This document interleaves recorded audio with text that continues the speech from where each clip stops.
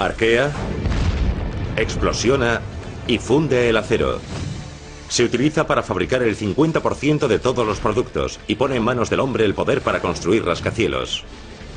Por fricción o robóticamente, incluso bajo el agua, estas son las herramientas sin las que el mundo no puede vivir.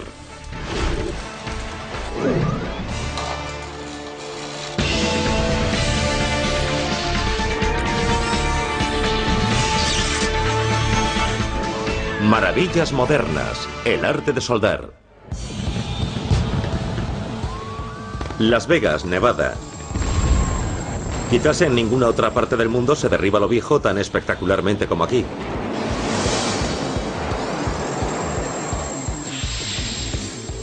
Ni se levanta lo nuevo tan rápido. Estamos en el ala este del nuevo Hotel Palace. Estamos en el piso 38, poniendo la cubierta. El Hotel Palazzo será el complejo de ocio más grande del mundo, con hotel y casino. Sin el poder de la soldadura no se podría construir. Armados con potentes pistolas de soldar y nada más que un fuerte arnés entre ellos y el piso de abajo, estos trabajadores del metal soldarán una cantidad de acero casi igual al acero del puente de Brooklyn, la Estatua de la Libertad y el Empire State Building todos juntos. Serán unas 70.000 toneladas aproximadamente.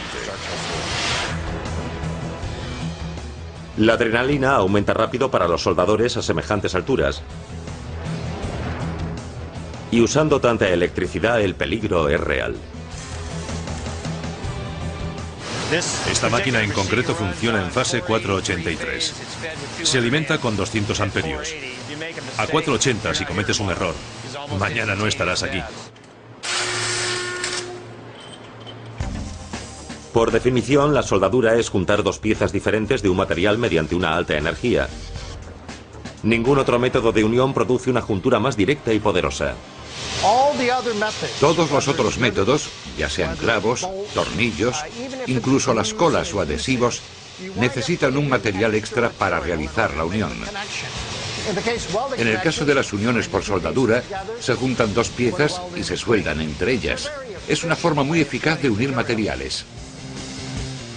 Pero la eficacia es solo la mitad de la historia, porque la soldadura crea una unión a lo largo de una juntura, como una costura, que es casi siempre más fuerte que los propios metales sobre los que se realiza.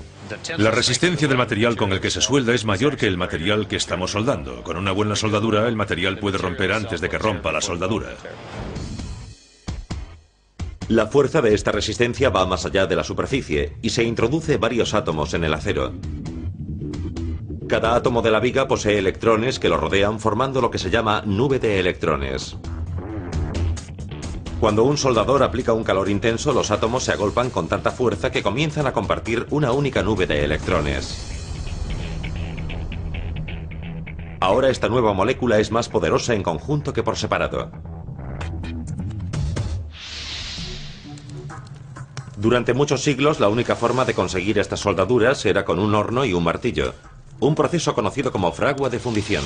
Con la soldadura de fundición se juntaban dos piezas de metal, una encima de la otra. Se calentaban, pero no hasta el punto de fundirse, sino hasta que estuviesen calientes, y después se martilleaban. Martillando juntas dos piezas de metal, se conseguían las mismas uniones metálicas que se consiguen hoy con la soldadura eléctrica de arco. Actualmente la electricidad ha reemplazado a la fuerza bruta de la fragua para construir nuestro mundo. Desde el coche que conducimos, los aviones en los que volamos y todo lo demás. El método más común es el conocido como soldadura eléctrica de arco, que está basada en los principios descubiertos a finales del siglo XIX. Esos principios revelan que la corriente eléctrica puede cubrir el espacio que haya entre dos conductores de metal para formar un circuito eléctrico completo. Este salto, conocido como arco eléctrico, genera una descarga que es extremadamente brillante e intensamente caliente. Se calcula que este arco tiene entre 3.500 y 4.500 grados centígrados. Es la misma temperatura que el Sol. El acero se funde a unos 3.000 grados, así que los 3.500 o 4.500 grados de este arco son más que suficientes para calentar hasta fundir el acero que estamos uniendo. A finales de 1800 los ingenieros utilizaron esta intensa y nueva energía para crear las primeras soldaduras de arco. Una abrazadera o toma de tierra se acoplaba a un lado del metal a soldar. Entonces la corriente eléctrica fluía desde un generador a través de una vara larga y conductora de metal conocido como electrodo. A medida que se acercaba la vara al metal se producía el arco eléctrico, generando calor para fundir el metal. Este aparato era muy burdo, pero las bases ya estaban sentadas y ahora se reflejan en este sencillo arco de soldar que utilizan los trabajadores de hoy en día, el soldador. La base del proceso es sujetar el portaelectrodos que va unido por un cable a la máquina que genera la corriente para soldar. Colocamos el extremo del electrodo en el portaelectrodos para que reciba la corriente eléctrica. Esta recorre el electrodo que está suelto. La técnica consiste en acercar el electrodo al trabajo y después separarlo lo suficiente para que se cree el arco. Pero no se puede separar mucho porque el arco desaparecerá. Si se acerca demasiado, se pegará. Y si se separa demasiado, desaparecerá. Así que el truco está en conseguir el equilibrio perfecto.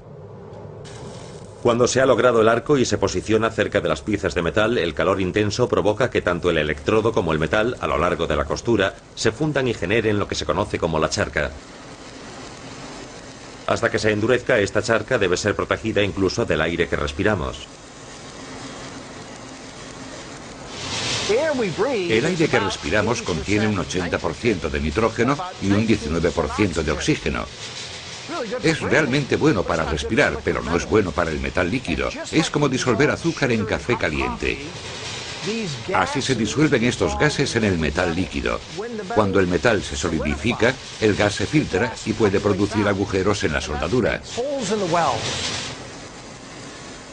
El peligroso resultado puede ser una débil e incluso quebradiza soldadura. Por eso, para proteger la charca, se aplica un protector líquido al electrodo. A medida que se funde en el calor del arco, este protector químico se disuelve en gases protectores que envuelven y protegen la soldadura, manteniéndola libre de aire. Es lo que se conoce como escudo de arco de soldadura.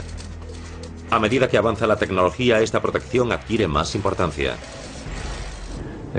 La protección química tiene tres funciones. Algunos protectores forman gases con el calor del arco que protegen la soldadura de la atmósfera. Algunos productos químicos con el calor del arco forman un líquido que protege la soldadura a medida que van apareciendo los gases. Algunos de estos elementos se alojan en un depósito para crear un gran cerco defensivo. Estas tres cosas ocurren mientras uno trabaja con el arco. Cuando la soldadura está terminada y fría, se retira el residuo para revisar la costura del metal soldado, conocida como el collar. Conseguir la adecuada longitud, profundidad y forma de la charca a lo largo del collar requiere años de práctica. Hay muchas variables cuando uno está soldando. En muy pocas ocasiones se sueldan dos elementos iguales. O bien cambia el metal, la dureza del metal, el ambiente en el que estamos, o las condiciones del metal. Hay muchas cosas que pueden cambiar y que debemos conocer sobre la soldadura. Un asunto complicado son las necesidades de seguridad, empezando por la máscara de los soldadores. Igual que exponerse al sol puede dañar los ojos, también puede hacerlo un arco eléctrico. Por eso la protección es crucial. Cuando comenzamos no se puede ver nada, pero rápidamente uno se adapta. Una vez que conseguimos el arco, es como un gran destello, se puede ver lo que estás haciendo. Aunque el arco eléctrico de soldadura se descubrió a finales de 1800, se fue aceptando lentamente. Todo lo nuevo es rechazado y aquello no fue aceptado fácilmente. Llevó algún tiempo hacer la transición en el proceso de soldadura. Ninguna empresa tuvo tanta influencia en el cambio como la compañía eléctrica Lincoln de Cleveland, Ohio. Hoy en día la eléctrica Lincoln es la empresa más importante del mundo en cuanto a equipos y elementos de soldadura. Ese éxito parte del compromiso de Lincoln en demostrar la viabilidad de la soldadura, incluso a ojos de los más reticentes. Ninguna industria fue al principio más escéptica que la más grande de todas, el sector de la construcción, donde los tornillos eran los reyes, incluso en los años 40. Los tornillos tenían sentido. Si lo pensamos, unir algo con un tope a cada lado tiene sentido. Pero la soldadura era algo misterioso. Trabajar con tornillos era extremadamente difícil. Se necesitaban fabricantes que agujereasen las vigas de acero. Después, un equipo de trabajadores alineaban esos agujeros con su homólogo exacto. Los tornillos eran calentados en un horno central y después se hacían las uniones adecuadas. Había que calentar los tornillos y lanzarlos a la persona que los estaba esperando. Así que había alguien que los lanzaba y alguien que los recogía y los introducía en el agujero. También había un hombre fuerte que era el ribeteador. Lo que hacía era darle forma al remate del tornillo por el otro lado. Claramente los tornillos limitaban las posibilidades del diseño para los arquitectos e ingenieros de la construcción. Muchos trabajos famosos y bonitos están hechos con tornillos, pero básicamente se construía una caja y el diseño se aplicaba al interior de la caja. No se podía idear demasiado con aquellas uniones. En 1928, la Eléctrica Lincoln se unió a una firma local de arquitectura para levantar el primer edificio comercial construido con acero totalmente soldado con arco. En el Upper Carnegie Building, el típico ambiente de trabajo del acero claveteado fue reemplazado por una serie de vigas soldadas que recorrían el edificio a todo lo largo y ancho. La soldadura no solo dejaba más espacio libre, sino que las vigas podían soportar más carga y fuerza que las vigas con tornillos. Las uniones siempre son la parte más débil de una estructura. Unir cosas siempre es un reto. Pero la soldadura cambió todo eso. Literalmente, si podemos conseguir el material que queremos, siempre hay una forma de soldarlo. Hoy en día hay rascacielos de muchas formas y tamaños. En gran parte porque las vigas se pueden fabricar y soldar en forma curva y con ángulos. Para construir estas vigas, los soldadores tienen que hacer entre 30 y 40 pases por las uniones cruciales, utilizando la última tecnología de la Eléctrica Lincoln. Aquí el tradicional electrodo ha sido reemplazado por un cable en rollo que se introduce en la pistola de soldar. El flujo químico que protege la soldadura del aire está ahora contenido en el propio cable y se funde igual que antes. Unas 90 toneladas de alambre de soldar serán utilizadas y consumidas solo en este proyecto. Así que tenemos unos 4.200 kilómetros de alambre de soldar. Podríamos unir con el cable Los Ángeles y Nueva York y aún sobraría. Sobre una de las vigas más grandes, de 450 kilos cada 30 centímetros lineales, un equipo de soldadores puede trabajar en una sola soldadura durante horas. Las columnas que estamos viendo están soportando el ala entera de esta torre. Estas piezas eran tan largas que las grúas no podían cogerlas y colocarlas. Así que tuvimos que cortarlas y hacerlas más ligeras para que las grúas las colocaran. Los ingenieros no permitieron que se hiciesen uniones con remaches. Se hicieron uniones con soldadura. Son soldaduras de 30 horas. Tuvimos a 2 trabajadores simultáneamente durante 30 horas de soldadura ininterrumpida.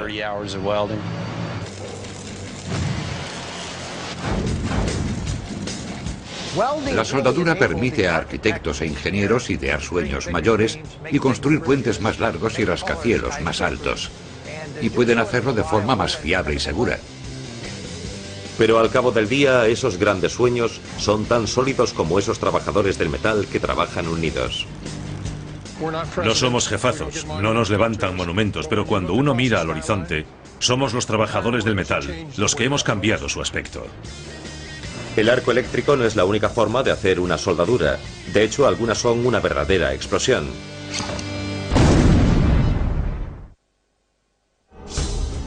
Las montañas Allegheny en Pensilvania son la cuna del acero norteamericano. Aquí, en estas colinas que rodean históricas ciudades mineras, tienen lugar los procesos de soldadura más potentes, a más de 1 kilómetro de la superficie. ¡Fuego!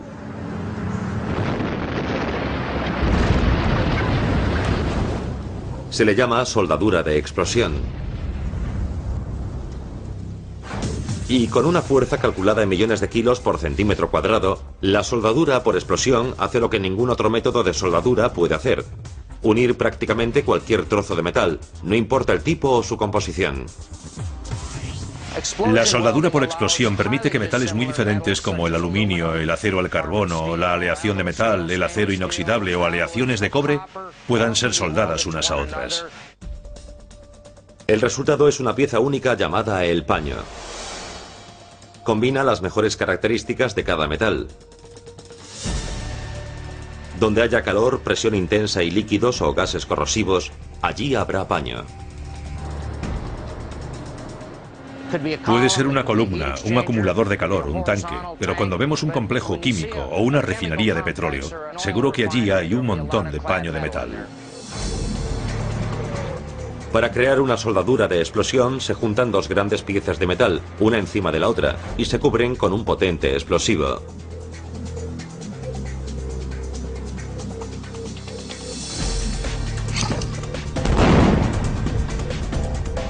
Al detonar, la fuerza de la explosión suelda las dos piezas mediante una combinación de intensas fuerzas físicas. Aquí podemos ver que tenemos dos materiales diferentes. El acero inoxidable es gris oscuro. El material de acero al carbono es gris claro. La detonación se inició en este punto. Aquí podemos ver la deformación por causa del iniciador. Así comienza la explosión, que atraviesa toda la superficie uniendo las dos piezas.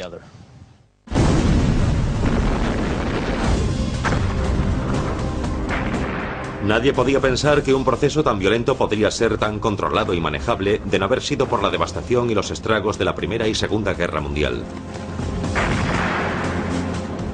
El origen de la soldadura de explosión se observó por primera vez durante la Primera Guerra Mundial, cuando había que introducir la metralla en el armamento. Pero no era solo introducida, era en realidad fundida. Solo había una explicación posible: la fuerza explosiva que estas piezas de metal habían soportado. Se observó un fenómeno que más tarde fue repetido en los laboratorios y convertido en práctica comercial. Actualmente la corporación Dynamic Materials es un líder mundial en tecnología de soldadura por explosión.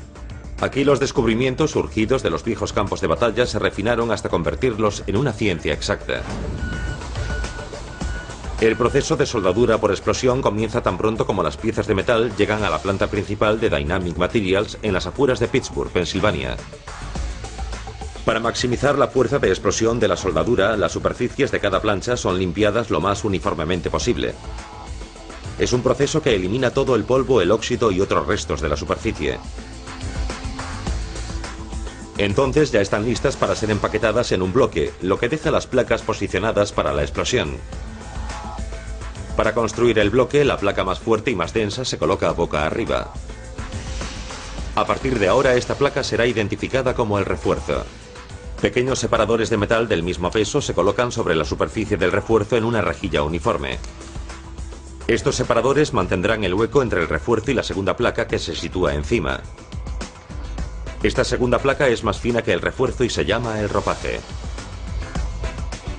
El espacio entre el refuerzo y el ropaje es menor de 2 centímetros, pero sin él, la soldadura de explosión sería imposible. El último paso de la construcción del bloque es una estructura de madera construida alrededor de los extremos del ropaje. Cuando se retira esta estructura, más tarde en el interior de la cámara de explosión subterránea, sirve como lecho para el polvo del explosivo que se ha depositado en la superficie. Las tres variables esenciales para una soldadura de explosión son, en primer lugar, el espacio interior. El espacio entre los dos metales, que tiene que ser estrictamente controlado para asegurar la alta calidad de la soldadura. La segunda son los parámetros para el explosivo. Velocidad del explosivo. Uno es la velocidad del explosivo, la velocidad a la que arde y la altura del lecho o cantidad de explosivo que se expande por la placa superior. Así que el polvo explosivo es una mezcla adecuada de elementos químicos comunes y concretos. La cantidad y la fórmula exacta es siempre adecuada al tipo de metales involucrados. Una vez que el bloque está preparado, todo el mundo abandona la cámara, excepto el barrenero al cargo, que tiene que accionar el detonador. Él será el último en abandonar la cámara. Después de que todo el personal se ha ido, el barrenero conecta el iniciador al cable detonador y comienza la explosión. ¡Fuego! La explosión comienza en un extremo del ropaje y atraviesa el nivel superior del bloque a una velocidad uniforme. Esta explosión empuja progresivamente el ropaje hacia el refuerzo hasta que se produce una ligera colisión causada por el espacio de separación. Desde los puntos de colisión, el aire es expulsado a través de esta separación a una gran velocidad. Todos los óxidos e impurezas son eliminados, dejando las superficies de las placas metalúrgicamente puras y adecuadas para la soldadura.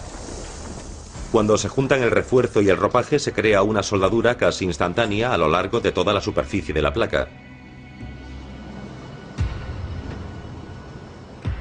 A causa del intenso polvo creado por la explosión, los trabajadores no pueden retirar de la cámara de explosión la nueva placa formada hasta después de 18 horas. No es sorprendente que el poder de la explosión haya causado deformaciones importantes en la placa recién formada. Por eso vuelve a la central de procesado de Dynamic Materials, donde la placa se somete a una serie de correcciones finales.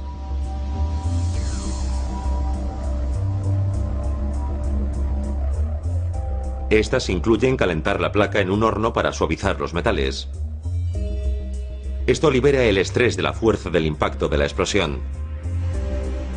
Cualquier abultamiento o curvatura es alisada por una prensa de unos 1500 kilos.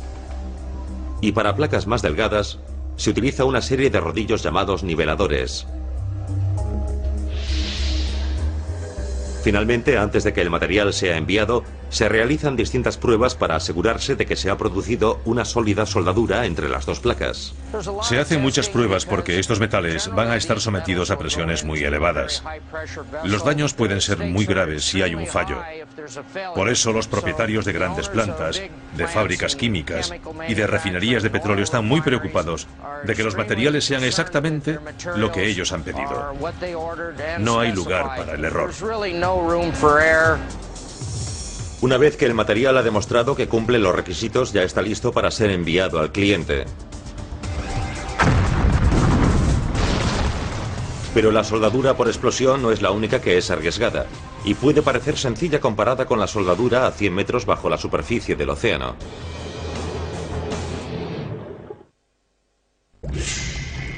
Es una regla de sentido común. No juntar agua y electricidad. Puede matar a uno. Pero hay una extraña raza de especialistas que se atreven a nadar contracorriente y a realizar un trabajo que muchos consideran como mínimo una locura. Los soldadores de las profundidades se enfrentan a peligros como la propia profundidad, donde la visibilidad puede ser cero y donde el riesgo mortal es algo normal. ¿Por qué? Para realizar la soldadura perfecta. Estamos bajo el agua jugando con la electricidad. No parece una buena combinación, pero funciona muy bien. Durante los últimos 30 años, las profundidades del océano se han convertido en lugares de trabajo para las industrias de tecnología y comunicación. Esto incluye de todo, desde tuberías hasta plataformas, soldaduras submarinas de inspección, reparación y mantenimiento. Trabajamos a profundidades de más de 300 metros. Global Industries es una pionera en construcción en mar abierto, en ingeniería y en mantenimiento de las industrias de gas y de petróleo de todo el mundo. Para atender su constante demanda, exige a sus equipos de soldadores pasar años de entrenamiento especializado en todo tipo de ambiente marino. Estamos en este centro de entrenamiento y desarrollo en Luisiana. Estamos practicando el submarinismo, preparándonos para entrar en un tanque y entrenando un poco, haciendo alguna soldadura. Hay dos tipos básicos de soldadura submarina: la húmeda y la seca. La húmeda es la más corriente y se puede soldar con arco protegido o con un soplete que manejan los soldadores totalmente sumergidos y con el traje húmedo.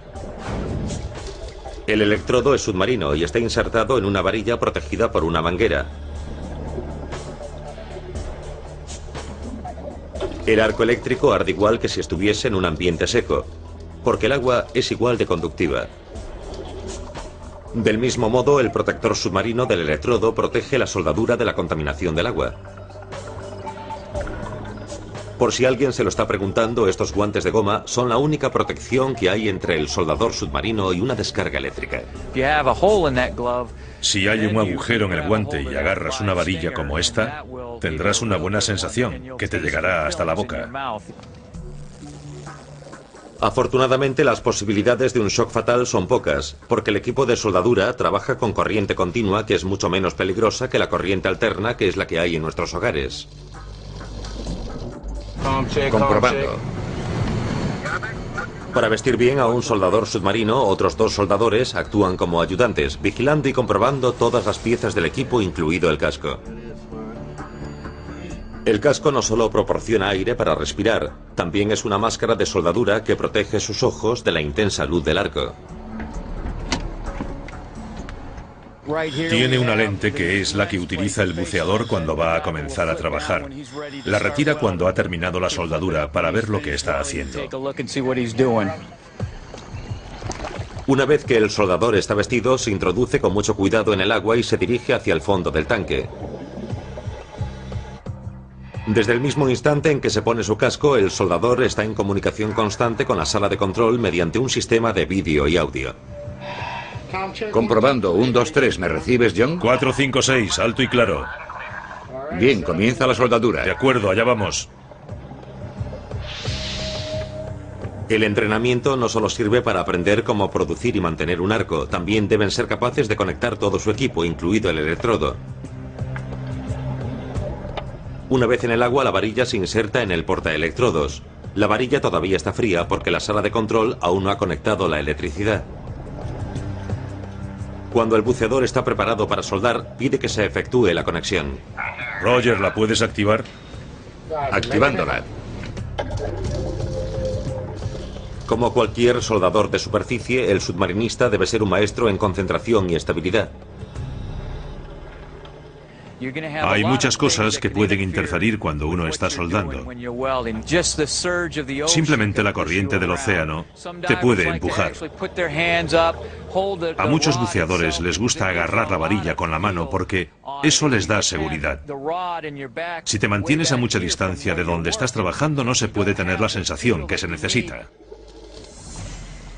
Incluso los peces pueden ser un elemento de distracción y obstáculos peligrosos. A las barracudas les gusta observar. Son peces gigantes que parecen torpedos. Tienen unos dientes poco agradables y colean por todas partes. Les gusta quedarse inmóviles sobre tus hombros y ver lo que estás haciendo todo el rato. Y tú estás ahí y ellas están haciendo sencillamente lo que quieren. Pero a veces un trabajo requiere que un soldador buceador vaya a profundidades extremas y permanezca en aquel ambiente durante días e incluso semanas. Se llama inmersión de saturación y requiere mucho coraje. También requiere tecnología altamente sofisticada de soldadura seca submarina. La diferencia entre la soldadura húmeda y seca es que la soldadura submarina seca requiere un medio ambiente. Ese medio ambiente se baja y se coloca en el sitio donde la tubería o lo que sea vaya a ser reparado. Una vez que se ha instalado, se sella y se retira todo el aire y se bombea toda el agua. Eso permite que la pieza básicamente esté seca. Entonces ya pueden bajar los buceadores. Los buceadores entran en ese medio, se quitan sus cascos y ya pueden trabajar y soldar una pieza en particular. Los soldadores submarinistas trabajan por parejas y en turnos de 6 a 8 horas. Cuando terminan, retornan a la superficie en una campana submarina. Regresan a un segundo hábitat a bordo del barco. En estos hábitats de a bordo comen, duermen y se relajan antes de volver al océano. Tanto la campana submarina como el hábitat de a bordo mantienen la misma presión, que es como si los submarinistas estuviesen a 300 metros bajo el agua. Esta es la única forma de que práctica y eficientemente sus cuerpos se mantengan adaptados a tales presiones extremas. De otra forma, los soldadores submarinos podrían experimentar apoplejías y otros peligros físicos, incluso la muerte. Para entrenar para estas condiciones a los soldadores submarinos, Global Industries ha construido un simulador submarino único. Este elemento que veis aquí detrás es en realidad el único de su especie en los Estados Unidos. Le llamamos la olla seca y puede recrear escenarios de soldadura seca a 100 metros bajo el agua. La cámara hiperbárica puede simular las altas presiones a las que un cuerpo humano debe someterse cuando trabaja a grandes profundidades en el océano. Al igual que los astronautas, el entrenamiento requiere pasar más de una semana en este ambiente simulado, y las condiciones son muy duras. Es muy duro estar ahí, en ese lugar. Por eso hay que asegurarse de que llevas todo lo que necesitas antes de salir, para hacer bien tu trabajo, porque allí hay muchas cosas que pueden afectarte. A diferencia de la soldadura húmeda, la seca puede realizarse mejor en este medio ambiente. Estoy justo delante de la entrada de la olla seca. Royce está realizando una soldadura de arco con tungsteno, también conocida como la soldadura TIG, abreviatura de Tungsten Inner Gas. Una vez que ha terminado el entrenamiento, los alumnos entran en esta cámara de descompresión para lentamente aclimatar de nuevo su cuerpo a la atmósfera normal.